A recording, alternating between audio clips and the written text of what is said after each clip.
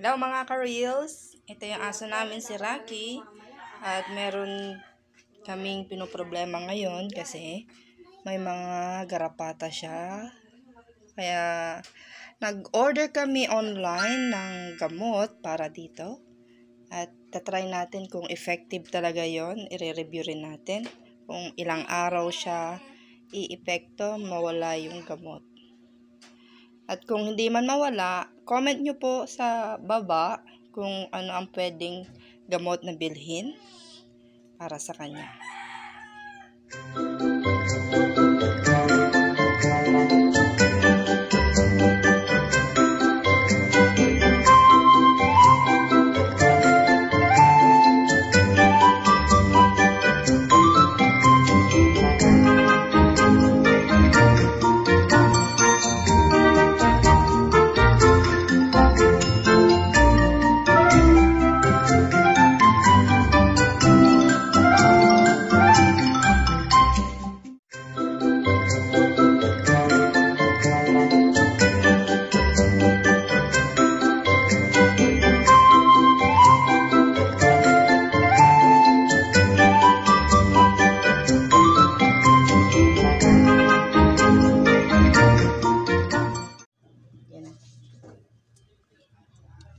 Okay.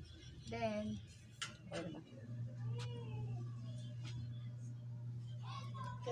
dito sa may batok niya, gugupitan natin para mas madas. Okay.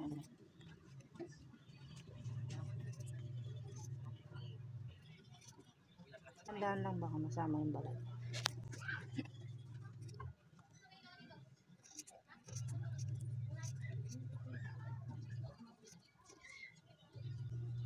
Huwag masyadong isagad, baka masaktan ang aso.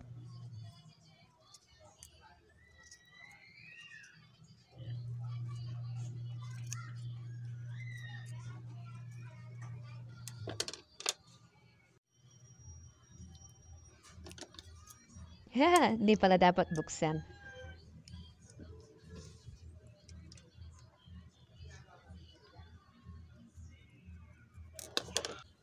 May syringe po siya, kaya pwede mong gamitin para sipsipin yung gamot mula doon sa maliit na bote. Tapos, tatanggalin po yung karayom kasi hindi po siya pwedeng i-inject sa mismong balat ng aso. Dapat, yan lang. Ipapataloy lang yung gamot dun sa skin niya. Ayan, okay na. Magantay na lang tayo ng 3 days. Yung sasabi nila 1 day, mawawala na yung mga garapata niya. Pero let's see. Abangan nyo po yung aming final result. Thank you po. 72 hours later. Hello guys! At ito nga, after 3 days, ayan, check na natin kung may natira pang garapata dito kay Rocky.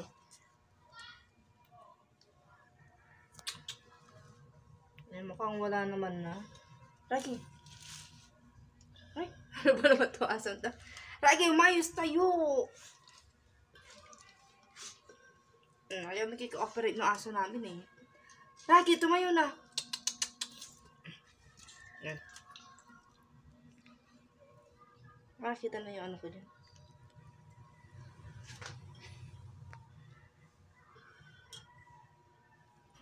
Ayan, mukhang wala na siyang garapata. Mukhang okay naman siya.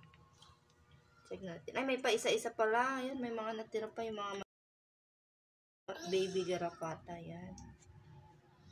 Tignan natin dito. Parang may nakakapa ako dito. Siguro kailangan pa ng 1 more. Ay, ito, may malaki pa oh. Siguro kailangan pa ng 1 more na ganun. 2 cc. Gamot. Okay po, yung po ang review natin for the tick plants. Comment nyo po kung ano ang mas mabisang gamot para puksa agad ang garapata ng aso.